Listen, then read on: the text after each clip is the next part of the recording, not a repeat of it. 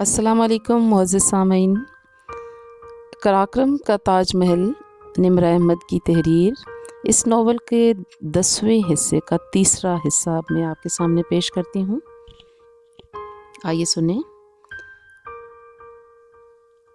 वो वाकई नहीं आ सकते, वो ठीक कह रहे हैं।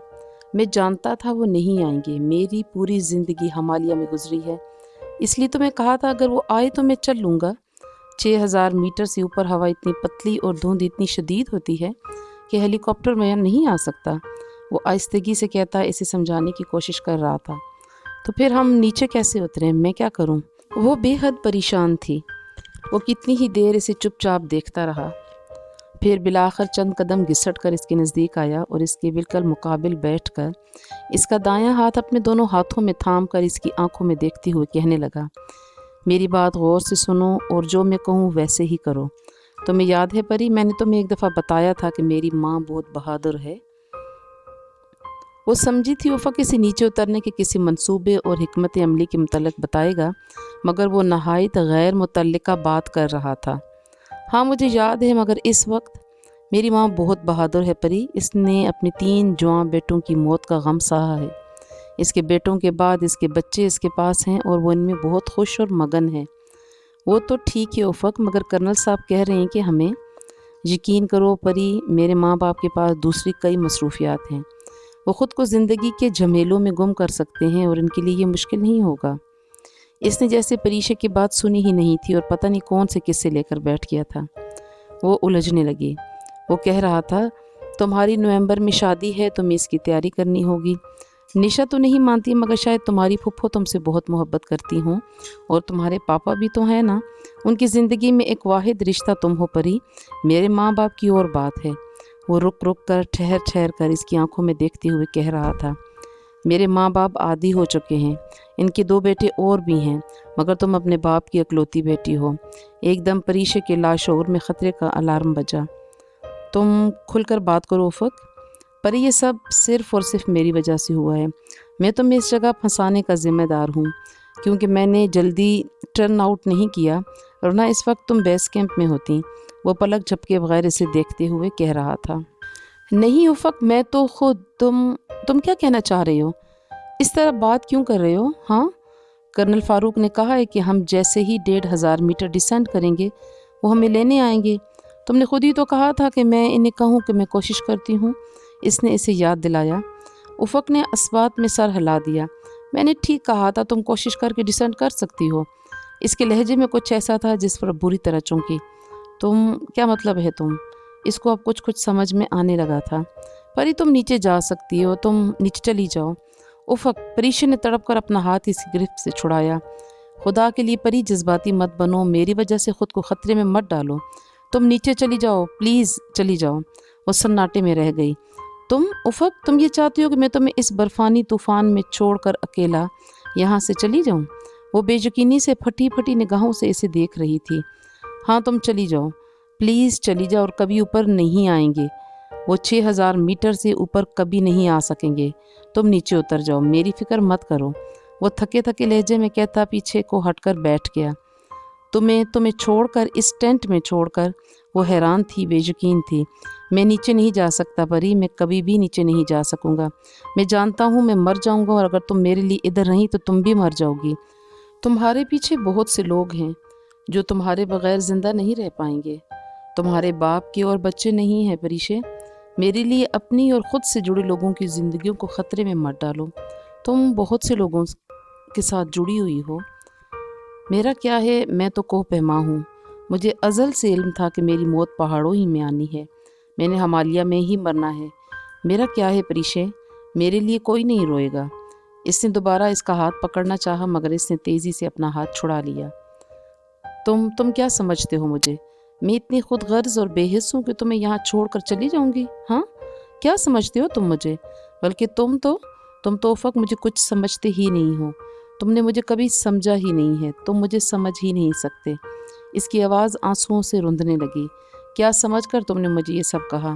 तुम्हें लगता है तुम्हारे कहने पर मैं तुम्हें छोड़कर चली जाऊँगी? इतनी बुरी हूँ मैं? पागल मत बनो और चली जाओ, खुदा के लिए चली जाओ, वरना तुम्हारे बाप को तुम्हारी लाश भी नहीं मिलेगी। ये सब मेरी गलती थी। मैं तुम्हें इन पहाड़ों में लाया था, फिर बर्फ़शार के बाद तुमने मेरी जान बचाई, मेरी पट्टी कर दी, बहुत शुक्रिया।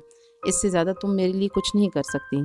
मैं जानता हूँ मैं मर जाऊँगा, मैं कभी भी नीचे नहीं उतर सकता। मैं हिमालय से जुड़ा हूँ और मुझे हिमालय में ही मरना है। मैं इधर ही खुश हूँ। वो थक कर गहरे गहरे सांस लेने लगा। मैं तुम्हें छोड़कर चली गई तो तुम्हें लगता है कि तुम्हारे बगैर मैं ज़िंदा रह लूँगी। कितनी आसानी से इसने इतना कुछ कह डाला था, जैसे कोई बात ही ना हो, जैसे इन दोनों के दरमियान अनकहा ताल्लुक़ कोई हैसियत ही ना रखता हो। तुम रह लोगी, तुम्हारे पास बहुत रिश्ते हैं, तुम चंद माह में ही मुझे भुला दोगी।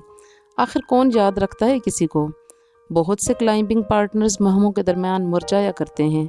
So what? क्लाइंबिंग पार्टनर्स, बस यही हूँ मैं तुम्हारी। इसके दिल पर घूंसा सा पड़ा था। उफ़क़ ने नकाहत भरे अंदाज में इसे देखा। तुम चली जाओ परी, यहाँ से वापस। मरी, इस्लामाबाद, पंजाब, जहाँ से तुम आई हो वहाँ चली जाओ। हाँ, बस एक बार तुर्की ज़रूर जाना। अनकरा में डांग टाउन के करीब मेरा घर है, हसन हुसैन अरसलान का घर। बस एक दफ़ा जाकर मेरी माँ से ज़रूर मिलना और इसे बताना कि इसका बेटा बुज़दिल नहीं था, बस वो राका पोशी से नहीं लड़ सका। वो बोलते बोलते थक कर खामोश हो गया। इसने हार मान ली थी, इसने राका पोशी से हार मान ली थी। परीशा ने एक झटके से सर उठाया। तुम क्या समझते हो, मुझे यहाँ से भेज कर तुम बहादुरी और कुर्बानी की कोई अजीम मिसाल कायम करोगे? तुम्हारे लिए कराक्रम में ताजमहल तामीर करवाया जाएगा, तुम्हारे मुजस्मे की प्रस्तिश की जाएगी, तुम्हारी बहादुरी के किस्से सुनाए जाएंगे। हाँ बोलो, यही चाहते हो ना तुम? नहीं उफ़क़ नहीं, ये बहादुरी नहीं है। यूँ छुपकर खैमे में बैठकर तुम बहादुरी नहीं, बुज़दिली की मिसाल कायम कर रहे हो। यूँ छुपकर अगर कोई कमज़ोर चूहा बैठा करता है, तुम तो चूहे से भी ज़्यादा कमज़ोर और बुज़दिल निकले। तुम तो। चटाख की आवाज़ के साथ एक जन्नाटेदार थप्पड़ इसके चेहरे पर पड़ा था। एक लम्हे को इसकी आंखों के सामने अंधेरा छा गया। Shut up, just shut up, वो ज़ोर से धाड़ा। दफ़ा हो जाओ तुम इधर से, मुझे तुम्हारी सूरत से भी नफ़रत है, नहीं चाहिए मुझे तुम्हारी हमदर्दी और मदद। निकल जाओ इस खैमे से। वो भी ऐसी चली गई थी, तुम भी चले जाओ, तुम सब एक सी होती हो। वो ज़ोर ज़ोर से चिल्लाते हुए इसे वहाँ से निकल जाने को कह रहा था और अपने बाएं रुखसार पर हाथ रख के वो सुन्न सी होकर इसे देख रही थी। यकीनन इसकी आंखों ने गलत देखा था, इसके गाल ने गलत महसूस किया था। तुमने मुझे थप्पड़ मारा? इसने बेयकीनी से अपना हाथ रुखसार से हटाकर देखा, जैसे उस पर उफ़क़ के हाथ का निशान हो, और दोबारा इसे गाल पर रखा। इसे यकीन नहीं आ रहा था। उफ़क़ ने इसे थप्पड़ मारा। उफ़क़ ने, वो भी इतनी ज़ोर से। इसका पूरा दिमाग घूम गया।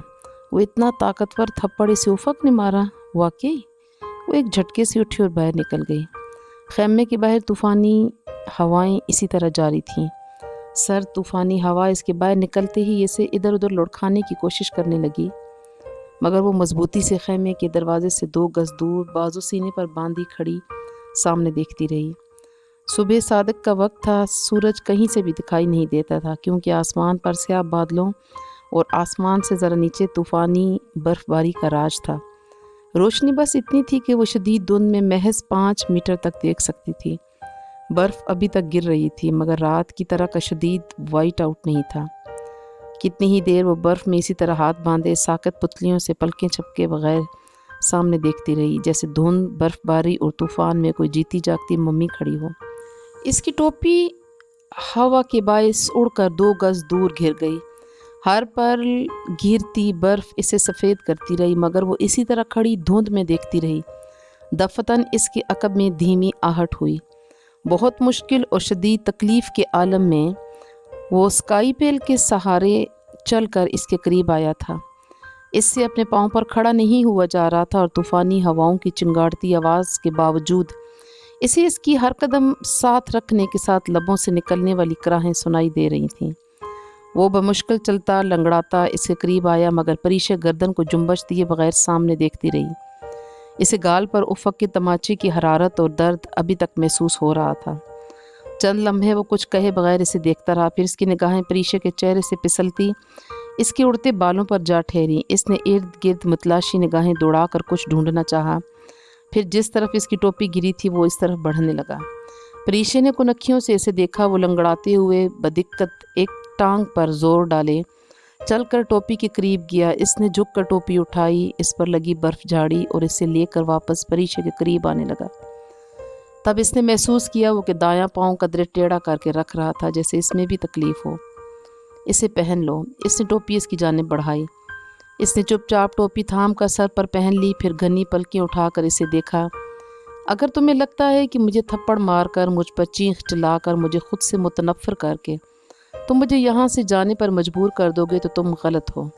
मैं तुम्हें कभी भी छोड़कर नहीं जाऊँगी। मैं हनादे नहीं हूँ उफ़क़, मैं परीशे हूँ। उफ़क़ ने खामोशी से सर को अस्बात में हिलाया। अब चलो अंदर। इसने डपटा। वो सर झुकाए इसके आगे चलता हुआ अंदर खेमे में दाखिल हुआ। बैठो और अपना जूता उतार कर मुझे अपना पाँव दिखाओ। वो दीवार से टेक लगाकर टांगे सीधी फैलाए बैठ गया तो वो तहक़्क़ुम से बोली, मेरा पाँव ठीक है, ऐसे कुछ नहीं हुआ। उफ़क़ ने फ़ौरन अपना दायां पाँव दूर हटाया। मैंने जो कहा है वो करो, जोगर उतारो। मगर मैं ठीक हूँ डॉक्टर। इसने जूते पर यूं हाथ रख दिया जैसे कोई छोटा बच्चा अपने कोई गलती छुपाने की कोशिश करता है। ये फ़ैसला करने वाली मैं हूँ कि तुम ठीक हो या गलत। मुझसे बहस मत करो और जोगर उतारो। मैं जो कह रहा हूँ कि मेरा पाँव ठीक है, इसकी बात मुकम्मल होने का इंतज़ार किए बगैर ही परीशे ने इसके चेहरे पर ज़ोर से थप्पड़ मारा। पहले भी कहा था और अब भी कह रही हूँ, मुझे अपने सामने बड़बड़ाते हुए मरीज़ जहर लगते हैं। डॉक्टर के सामने खामोश रहा करो। अब उतारो अपना जूता। उफ़क़ ने हैरत और बेयकीनी से हाथ से रुखसार को होले से छुआ, जैसे कुछ महसूस करने की सही कर रहा हो। फिर इसके तासरात हैरत से मदब मुस्कुराहट में बदल गए। इसने खामोशी से सर झुकाए मुस्कुराते हुए जोगर का तस्मा खोला। परीशे ने जैसे कहीं कुछ बराबर कर दिया था। इसके पाँव का अंगूठा ज़ख्मी था, नाखून टूट चुका था और खून जमा हुआ था। नाखून के नीचे वाली जगह नीली थी। इसे यकीनन इस ज़ख्म का इल्म था, मगर सिर्फ इसलिए कि वो परेशान होगी उफ़क़ ने इसे आगाह नहीं किया था। मुझसे ये ज़ख्म छुपाते हुए तुम्हें शर्म तो नहीं आई होगी? इसका ज़ख्म साफ़ करके पट्टी करते हुए वो तंज से बोली। बिल्कुल नहीं आई थी। इसने मासूमियत से जवाब दिया। अब पहन लो जराबें। पट्टी करके इसने फिर हुक्म दिया। वो ताबेदारी से जराबें पहनकर बूट्स चढ़ाकर तस्मे बंद करने लगा। इसके लबों पर उदास मुस्कान रक्सां थी। हमें हर हाल में नीचे का आज ही सफ़र शुरू करना है। दुआ करो कि आज तूफ़ान का ज़ोर टूट जाए और सूरज निकल आए। फिर बर्फ़बारी हो रही हो तब भी हम डिसेंट कर लेंगे। चूल्हे पर बर्फ़ को पिघलाकर गर्म पानी का एक कप बनाकर इसने आधा कप उफ़क़ के बर्तन में अंढेला और इसे थमाया। मैं जानती हूँ तुम्हारा ज़ख्म गहरा है, मगर तुम्हें हिम्मत करनी पड़ेगी। अपने लिए नहीं तो मेरे लिए। करोगे ना उफ़क़? घूंट घूंट पानी पीते उफ़क़ ने अस्बात में सर हिलाया। परीशे ने आखिरी पावर बार इसकी जानिब बढ़ाया। खा लो एनर्जी के लिए। वो खामोशी से पावर बार का रैपर उतार कर खाने लगा। परीशे ने गैस की मिकदार चेक की। बस 2 दिन की गैस बची थी, वो भी सिर्फ पानी बनाने के लिए। इन्हें हर 2 घंटे बाद आधी प्याली पानी लाजमी पीना था, वरना फ्रोस्ट बाइट की तलवार सर पर लटक रही थी। 7,500 मीटर पर 1 प्याली पानी, 2 घूंट गर्म चाय और थोड़ी सी गैस ही ज़िंदगी और मौत के दरमियान फ़र्क करती थी। पावर बार ख़त्म करके जाने कब वो बैठे बैठे सो गया। परीशे को पता भी नहीं चला। वो अपने ख्यालात से चौंकी तो इसे इसी पोजीशन में ऊँघते देखा। बर्फ़शार को गुज़रे पूरे 24 घंटे भी नहीं हुए थे, मगर वो कितना बीमार, कमज़ोर और पज़मर्दा लग रहा था। चेहरे की रंगत जर्दी माइल सफ़ेद पड़ रही थी। इसका अज़ली शगुफ्ता सुनहरीपन और सुर्खी आज इसकी रंगत में नज़र नहीं आ रही थी। बाहर बर्फ़ानी तूफ़ान शोर मचाता और खामोशी से इसे सोता देखती रही। नींद में वो कभी कभी हल्का सा खांस देता। इसके चेहरे पर वाज़िया करब रकम था। इसे उफ़क़ पर बेपनाह तरस आया। इसकी टांग यकीनन इतनी दुख रही थी कि इसका अज़म, हौसला और हिम्मत जवाब दे गया था। इसे इल्म हो चुका था कि वो मर जाएगा, मगर मरते मरते भी वो अपनी आखिरी सांसें इसे दान करना चाहता था, इसे वहाँ से भेजना चाहता था। वो इसे लफ्ज़ों में नहीं बता सकती थी कि वो इसके साथ इस छोटे से खैमे में महज इसकी ज़िंदगी बचाने के लिए नहीं बैठी थी, बल्कि वो शख्स जो सामने बैठे बैठे सो चुका था, वो शख्स इसकी पूरी ज़िंदगी था। बाज़ लोगों की ज़िंदगी आपके लिए अहम होती है, इनके बगैर रहा जा सकता है, मगर बाज़ लोग आपकी ज़िंदगी होते हैं, इनके बगैर सिर्फ मरा जा सकता है। इसे उफ़क़ से पहली नज़र की मोहब्बत हुई थी। वो तो शायद अंदाज़ा भी नहीं कर सकता था कि परी ने इसे कितना टूट कर चाहा था। जब इसने इसे थप्पड़ मारा तब भी उसका एक लम्हे को भी दिल नहीं चाहा कि वो इसे छोड़कर चली जाए। वो जानती थी वो इसके बगैर नहीं रह सकता, इसीलिए इसके बाहर निकलते ही इसके पीछे आ गया था। इजहार नहीं करता था, मगर मोहब्बत करता था। कितनी अजीब खामोश मोहब्बत थी दोनों की। एक दूसरे को चाहना भी है और बताना भी नहीं है। क्या ऐसे भी किसी ने मोहब्बत की होगी? बर्फबारी हनोज जारी थी। सूरज ठीक से तुलू नहीं हो पा रहा था। जाने क्या वक्त हुआ था। गालिबन सुबह के अव्वलीन घंटे थे। इसने रेडियो उठाकर सिलसिला बेस कैंप से जोड़ा। अहमद, हमें आज रात तक हर हाल में 1500 मीटर डिसेंट करना है, मगर मेरे पास सिर्फ 80 मीटर लंबी रस्सी है। बाकी 1420 मीटर में किस तरह डिसेंट करूँगी, कुछ बताओ। इसकी आवाज़ में थकन गालिब थी। वो कोई सुपरमैन तो थी नहीं कि आसाब जवाब न देने लगते, मगर सिर्फ और सिर्फ इस एक शख्स के लिए इसने खुद को टूटने से रोक रखा था। वो उफ़क़ को मरने नहीं देगी, इसने अहद कर रखा था। मैं क्लाइंबर नहीं हूँ डॉक्टर, मैं क्या कह सकता हूँ। वैसे तुमने जो रस्सी पहले लगाई थी वो कहाँ गई? वो बर्फ़ में दब चुकी, ज़ाया हो चुकी। अगर होती भी तो क्या फ़ायदा था। हम रास्ता भटक कर दूसरे रास्ते पर आ चुके हैं, थोड़ा सा शुमाल की तरफ। और अब मुझे कुछ समझ नहीं आ रहा कि मैं 80 मीटर रस्सी से 1500 मीटर कैसे डिसेंड करूं। कुछ करो, कुछ सोचो। ये डेथ जोन है। जूतों में क्रैम्पन चढ़ाने के लिए 20 मिनट सोचना पड़ता है। डिसेंट पॉलिसी के मतलब क्या सोचूं भला। इसका दिमाग सोच सोच कर फटा जा रहा था। उफ़क़ कैसा है? पाँव में एक और ज़ख़म आया था, अभी साफ़ करके पट्टी की है, अब सो रहा है। इसने एक नज़र सोते हुए उफ़क़ पर डाली। अच्छा, वो हंस दिया। हंसे क्यों? उफ़क़ को पिछली दफ़ा नांगा पर्वत पर बर्फ़शार ने 480 मीटर नीचे पटका था। 8 आदमी एक ही रस्सी पर थे। एक गिरता तो सारे गिर जाते, मगर सारे बच गए। सिर्फ उफ़क़ को पाँव में मोच आई। इसका बॉस कहता है तुम बेइज्जती और बर्फ़शार प्रूफ हो। वो हंसती। यकीन करो डॉक्टर, अगर तुमास का बास उफ़क़ का बाप ना होता तो अब तक इसको शूट कर चुका होता, मगर इस दफ़ा उफ़क़ ने बास से वादा किया है कि वो राकापोशी की चोटी से कंकोडिया और बलतूरो की चोटियाँ देखकर वापस आ जाएगा, फिर कभी पहाड़ों में नहीं जाएगा। मैंने राकापोशी की दीवार से वो तमाम चोटियाँ देख ली हैं और यकीन करो मुझे इनके देखने की कोई खुशी नहीं है। वो ज़िंदगी से ज़्यादा हसीन नहीं है और अब मुझे ज़िंदगी को दोबारा छूना है। दुआ करना हम ज़िंदा वापस आ जाएं। और हाँ सुनो, वो कर्नल फ़ारूक कहाँ है? यहीं बेस कैंप में है। आज सारा दिन यहीं रहे, दूरबीनों से तुम्हें खोजने की कोशिश करते रहे। इन्हें कहना हम रात तक डिसेंड करने की कोशिश करेंगे। और पापा की ईमेल तो नहीं आई? इसने बेकरारी से पूछा। आई थी, कह रहे थे कि इरसा की वफ़ात की खबर अखबार में पड़ी है।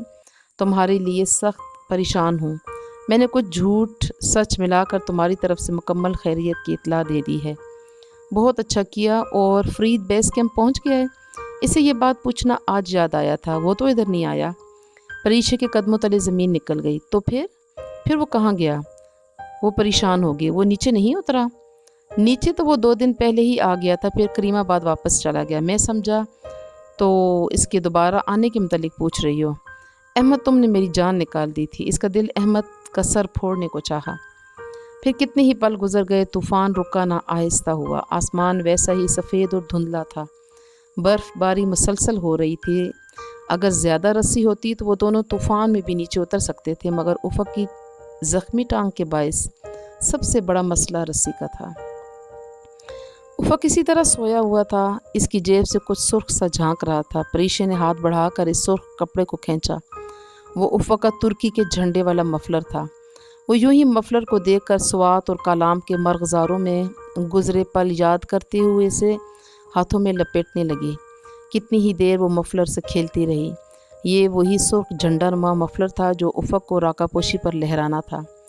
परीशे चोटी पर रखने को अपनी माँ की तस्वीर लाई थी। पाकिस्तान का झंडा वो कैंप 2 में ही भूल आई थी। मफलर लंबा सा था। इसने इसके दोनों सरे दाएं हाथ में पकड़ लिए, यूं कि वो दोहरा होकर आधा हो गया। अब इसने बाएं हाथ से वो जगह पकड़ी जहां से वो आधा हुआ था। इसने दोनों हाथ कस कर खींचे। मफलर लंबी सीधी लकीर बन गया। फिर इसने दाएं हाथ में पकड़ा, एक सरा छोड़ दिया और इसी हाथ में मौजूद दूसरा सरा खींचा। पूरा मफलर इसके हाथ में आ गया और अब वो सिंगल होकर दोबारा लंबा हो गया था, जबकि बायां हाथ वहीं हवा में खाली रह गया।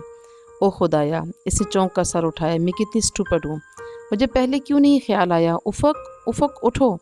वो मफलर छोड़कर इसे झंझोड़ कर उठाने लगी। वो हड़बड़ा कर उठ बैठा। चलो जल्दी करो, हमें यहाँ से निकलना है। मुझे समझ आ गई कि हमें कैसे नीचे उतरना है। कैसे? वो हैरान परेशान सा इसे देखने लगा। आंखें नींद के बायस अभी तक बोझल हैं। हम रैपलिंग करके उतर सकते हैं। रस्सी को डबल करके। मेरे पास 80 मीटर लंबा रस्सा है, इसे डबल करके उतर सकते हैं, उठो जल्दी करो। तमाम सामान बंद करके वो अपनी हार्न्स से उफ़क़ की हार्न्स को बांधने लगी। बैग हल्का है तुम्हारा? उफ़क़ ने यूं ही पूछ लिया। परीशा ने इस्तेहसाइया अंदाज में सर झटका। कोह पैमा सब कुछ छोड़ते और फेंकते जाते हैं, सिर्फ चोटी पर जाने के लिए। वो चोटी कर पहुंच भी जाते हैं, मगर जब वहां से अपने कदमों पर पलटते हैं तो इनके पास वापस नीचे जाने के लिए कुछ नहीं होता। इसने क्रेबन्स की मदद से रस्सी को इसकी हार्न से हुक करने का अमल मुकम्मल किया और अपने रैक्सेक को उठाए, उफ़क़ को सहारा दिए, एक कंधे पर रस्सी को क्वाइल करके डाले बाहर निकल आई। इसे बरसते तूफान में काम करना था, साथ साथ एक अपने से वजनी मर्द का वज़न भी अपनी कमर पर उठाना था। वो कोई नाजुक छोई मुई लड़की नहीं थी, वो स्पोर्ट वुमेन थी, एक अच्छी कोहपैमा। जिम में वो डंबल्स तक उठा लेती थी, कॉलोनी में जॉगर्स पहनकर भागती फिरती थी। वो कोहपैमा थी, वो ये सब कर सकती थी। इसके बावजूद कि इसने एक दिन से कुछ नहीं खाया था, मगर इसे उफ़क़ को बचाना था, उसको हर हाल में वहाँ से निकालना था। वहीं खैमे के करीब इसने पत्थर में बॉल बराबर क्रैक तलाश किया। इसमें तकरीबन 1 इंच तक पीटोन्स का ब्लेड गाड़ा, इसको टेप स्लिंग से बांधा, फिर रस्सी से क्लिप किया और खींचा। खिंचाव सही था। अब इसने रस्सी पीटोन्स से बांधी, ऐसे कि दोनों सिरे हाथ में पकड़ लिए और उफ़क़ को लिए नीचे उतरने लगी। रस्सी अब डबल होकर 40 मीटर रह गई थी। वो दोनों तकरीबन 40 मीटर नीचे उतरे। फिर परीशा ने रस्सी का एक सिरा छोड़कर दूसरा सिरा ज़ोर से खींचा। पूरी रस्सी इसके हाथ में आ गई, जबकि पीटोन्स ऊपर बर्फ़ में लगा रह गया। अब जहाँ वो उतरी थी वहाँ इसने बैग से दूसरा पीटोन निकाल कर नस्ब करना शुरू किया। बर्फ़ानी हवाएं ऊपर से नीचे चल रही थीं, सूरत हाल सख्त ख़राब थी। उफ़क़ मुसलसल कर्रा रहा था, वो चल सकता था न मज़ीद बर्दाश्त कर सकता था। मुसलसल गिरती बर्फ़ से परीशा से भी पीटोन्स गाड़े नहीं जा रहे थे। शुरू के चंद घंटे उफ़क़ खुद चल कर उतरा था, मगर फिर भी वो बहरहाल इंसान था। इसकी हिम्मत जवाब दे गई थी। अब इसे परीशा सहारा दिए उतार रही थी। प्लीज़ उफ़क़ हिम्मत करो, तुम्हें ज़िंदा रहना है, तुम्हें परीशा के लिए ज़िंदा रहना है। वो पीटोन गाड़ती इसको हिम्मत दिला रही थी। परी मत करो, मुझ में हिम्मत नहीं है, मैं तुम्हारे सर में ये पीटोन मार दूंगी अगर तुमने अब टर की। चुप करके उतरते रहो। वो झुंझलाई। उतराई के दौरान होने वाले तमाम हादसों की तारीख इसके जहन में गर्दिश कर रही थी। कोहपैमाई में अमूमन ज़्यादातर हादसे, खुसूसन केटू पर, उतराई के दौरान होते हैं। वो तो फिर एक ज़ख्मी के साथ थी जिसमें चलने की सकत भी नहीं थी। बर्फ़ गिरती रही, हवाओं की रफ्तार घटती बढ़ती रही। वो नीचे देखे बगैर उतरते रहे। राकापोशी की चोटी को बादल चूमते हुए हवा में तैरते चले जा रहे थे। कोई इनकी राह में भी हायल हो जाता, अगर छट जाता तो हर पल बढ़ती धुंध उनकी जान की दुश्मन बन जाती। वो दोपहर का वक्त था, मगर गहरी शाम सी लगती थी। धुंध के बायस बार बार इसकी ग्लेशियर ग्लासेस धुंधली हो जाती। इसे बार बार रुक कर इन्हें साफ़ करना पड़ता। उफ़क़ ग्लासेस के बगैर उतर रहा था। इसकी आंखें नीम मुर्दों की तरह अध खुली थीं। वो शदीद तकलीफ़ में था। इसकी टांग टूटी हुई थी और शदीद सर्दी के बायस इसका ज़ख़म ख़राब हो रहा था, मगर जाने कैसे वो बर्दाश्त कर रहा था। वो वाकई बहादुर इंसान था। बस हिम्मत करो उफ़क़, अभी हमारे पहुँचते ही कर्नल फ़ारूक अपना हेलीकॉप्टर लेकर आ जाएंगे, बस चंद घंटों की बात है। वो बमुश्किल सांस लेते उफ़क़ की हिम्मत बढ़ा रही थी। एक जगह वो ग्लेशियर ग्लासेस साफ़ करने रुकी तो उफ़क़ ज़ोर से खांसा। इसके जहन में ख़तरे का अलार्म बजा। एडिमा, मगर सच शुक्र कि वो एडिमा नहीं, थोड़ा सा तनफ़्फ़ुस प्रॉब्लम था। एडिमा होता तो भी हिमालय की बुलंदियों पर पानी के बाद दूसरा आब हयात इसके पास मेडिकल किट में था, डेक्सामेथासोन की सिरिंज, जो एडिमा के ख़िलाफ़ वाहिद हथियार थी और पानी से बड़ी आब हयात थी। राकापोशी पर धीरे धीरे शाम उतरने लगी। इनके अतराफ़ में मौजूद देवहिकल स्याह और सफ़ेद पहाड़ धुंध के पर्दे में खामोशी में डूबे हुए थे। हज़ारों मीटर नीचे दिलकश वादियाँ फैली थीं। वहाँ फ़रीद का करीमाबाद भी था, जिसके बासियों को इल्म भी न था कि वो दो नफूस शाम की नीलगू रोशनी में उतराई का सफ़र, ज़िंदगी का सफ़र कर रहे हैं। आए दिन कोहपैमाओं के मरने की खबरें मिल ही जाया करती थीं। करीमाबाद के बासियों के लिए ये मामूल की बात थी। फिर अंधेरा फैलने लगा। इन्हें इस सफ़र में जितनी देर हो चुकी थी, इसमें कोई आदमी लाहौर से पिंडी जाकर वापस लाहौर भी आ सकता था اور ان سے ابھی تک 1 کلومیٹر نہیں طے ہو پایا تھا۔ جو سفر صاف موسم میں چند گھنٹوں میں وہ کر سکتے تھے، اب وہ 3 گنا زیادہ وقت لے رہا تھا۔ وہ بار بار میٹر چیک کرتی مگر سوئی ابھی 6000 کے ہندسے سے اوپر تھی۔ دفتن طوفان نے زور پکڑنا شروع کر دیا۔ برو پھر سے جاگ اٹھا۔ برف باری میں شدت آ گئی اور بالآخر افق کی ہمت جواب دے گئی۔ وہ اترتے اترتے وہیں برف پر نڈھال سا ہو کر گر گیا۔ نہیں اور نہیں، تم بے شک جاؤ، میں اور نہیں جا سکتا۔ طویل سانس لیتا وہ بے ربط جملے کہتا برف پر پڑا تھا۔ پریشے نے پریشانی سے میٹر دیکھا۔ 6320 میٹر، بس 250 میٹر افق اور۔ نو نیور، تم جاؤ، مجھے ادھر ہی مرنے دو، میں اور نہیں جا سکتا۔ وہ کھڑتی سانسوں کے درمیان نفی میں سر ہلاتے ہوئے انکار کر رہا تھا۔ وہ جگہ بالکل عمودی تھی، جیسے کسی تکون کی سائیڈ ہوتی ہے یا جیسے کسی چھت کی منڈیر۔ چند قدم آگے بڑھتے تو نیچے گر جاتے۔ وہاں تو خیمہ بھی نصب نہیں کیا جا سکتا تھا۔ طوفان ہر گزرتے پل وحشی ہو رہا تھا۔ برفیلی ہوا ہر پل ہڈیوں میں گھس کر خون منجمد کر رہی تھی، مگر افق ادھر سے 1 انچ نیچے نہیں اترنا چاہتا تھا۔ پریشے نے کھینچ کر رسی کو اپنے ہاتھ میں کر لیا اور فولڈ کر کے ایک کندھے پر ڈال لیا۔ اب اسے خیمہ گاڑنے کی جگہ ڈھونڈنی تھی۔ کون کہہ سکتا تھا کہ یہ وہی پریشے تھی جو گھوڑے سے ڈرتی تھی۔ اس نے افق کو برف میں دونوں طرف سے رسی گزار کر باندھ دیا۔ ایک اور ڈھیلا سا پروشک بھی برف کی دیوار میں نصب کر دیا تاکہ وہ نہ گرے۔ اس کی سیفٹی روپ کا کھچاؤ چیک کر کے وہ خیمے کی جگہ ڈھونڈنے کی خاطر تاریکی اور طوفان میں گھٹنوں کے بل برف پر رینگتی ادھر ادھر آئس ایکس مارتے ہوئے کوئی پلیٹ فارم تلاش کرنے لگی۔ کم بصارت، گہری سفید تاریکی اور ہڈیوں کو کھاتی سردی اس کو چند ہی منٹ بعد واپس افق کے پاس لے آئی۔ وہ اس خطرناک سلوپ پر زیادہ دیر نہیں جا سکتی تھی۔ اگر اسکاٹ فشر نے کہا تھا کہ ہمالیہ میں اندھیرا آپ کا دوست نہیں ہوتا تو بالکل درست کہا تھا۔ وہ ویسے ہی دیوار کے ساتھ بندھا بیٹھا تھا جیسے وہ چھوڑ کر گئی تھی۔ آنکھیں بند تھیں، گردن کندھے پر ڈھلکی ہوئی تھی، چہرے پر بڑی شیو میں برف کے ذرات پھنسے تھے۔ وہ تھک کر اس کے بالکل ساتھ گھٹنوں کے بل دوزانوں ہو کر بیٹھ گئی۔ طوفان کا ناقابل برداشت شور اس کے کانوں کے پردے پھاڑ رہا تھا۔ یہ 6500 میٹر ہے، آئی تھنک ہیلی کاپٹر ادھر آ سکتا ہے۔ رک رک کر ہانپتے ہوئے وہ بولی۔ افق میں جواب میں کچھ بھی نہ کہا۔ افق، اس نے ڈرتے ڈرتے اس کا کندھا ہلایا مگر اس کے وجود میں جنبش نہ ہوئی۔ افق، اس نے پھر پکارا۔ بہت پست آواز میں اس نے ہنکارا بھرا۔ پریشے کو سکون ہوا۔ درد ہو رہا ہے؟ نہیں، اس کی آواز سے ہی درد پنہاں تھا۔ بس تم فکر مت کرو، وہ آتے ہی ہوں گے۔ وہ افق کے بائیں جانب بیٹھی اس کا بازو پکڑے وہ سہارا دے رہی تھی یا سہارا لے رہی تھی، وہ اندازہ نہ کر پائی۔ آسمان تک سفید دھند پھیلی تھی، جانے ہیلی کاپٹر کب آئے گا۔ اس نے کمر پر بندھی ریکسک میں سے ریڈیو نکالا۔ کم آن بیس کیمپ۔ ہاتھ اتنے منجمد تھے کہ بٹن نہیں دبایا جا رہا تھا۔ آئی ایم ہیئر، احمد کی آواز غنودگی سے بھری تھی۔ احمد، ہم کوئی 6000 میٹر پر ہیں۔ یوں کرو، میری کرنل فاروق سے بات کرواؤ، میں انہیں لوکیشن دیتی ہوں۔ کرنل فاروق وغیرہ تو چلے گئے۔ پریشے کو لگا اس نے غلط سنا ہے۔ کہاں چلے گئے؟ واپس کر دوں؟ بلتورو کا پورا گلیشیئر اس کے سر پر پھٹا تھا۔ وہ کنگسی ریڈیو کو دیکھنے لگی۔ وہ کیسے چلے گئے؟ انہوں نے تو ہمیں ریسکیو کرنا تھا۔ وہ کیسے؟ اس کے لبوں سے الفاظ ادا نہیں ہو پا رہے تھے، قوت گویائی جیسے سلب ہو کر رہ گئی تھی۔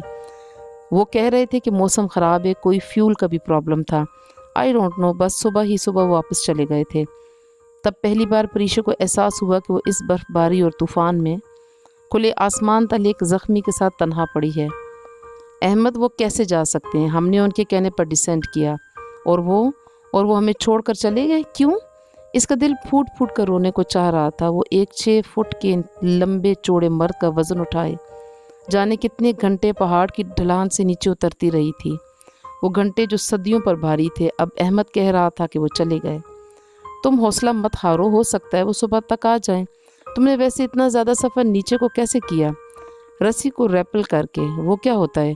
تمہارا سر ہوتا ہے، وہ زور سے چلائی۔ مجھ پر کیوں غصہ ہو رہی ہو؟ میں ادھر بیس کیمپ میں اکیلا پڑا سارا دن اس منحوس راکا پوشی کا برفیلا چہرہ دیکھتا رہتا ہوں۔ شاید تم سے زیادہ سفر کر رہا ہوں۔ وہ خفا سا ہو گیا۔ تم غلط موقع پر غلط بات کیوں کرتے ہو؟ وہ بجائے سوری کرنے کے الٹا اس پر خفا ہوئی۔ अच्छा तुम नीचे उतरने की कोशिश करना, जैसे मुझे ये मालूम ही नहीं है। खुदा के लिए अहमद, यहाँ हालात बहुत ख़राब हैं। बर्फ़ की कंडीशन बहुत बुरी है और उफ़क़ ज़ख्मी है। हम मज़ीद रस्सी से नीचे उतरने की हिम्मत भी नहीं है। वो ज़ोर से चिल्लाई। अच्छा हिम्मत मत हारो, वो सुबह तक आते ही होंगे। तुम बस हर 2 घंटे पर पानी का आधा कप। पता है मुझे तुम दुनिया के वाहिद डॉक्टर नहीं हो। इसने रेडियो बंद कर दिया।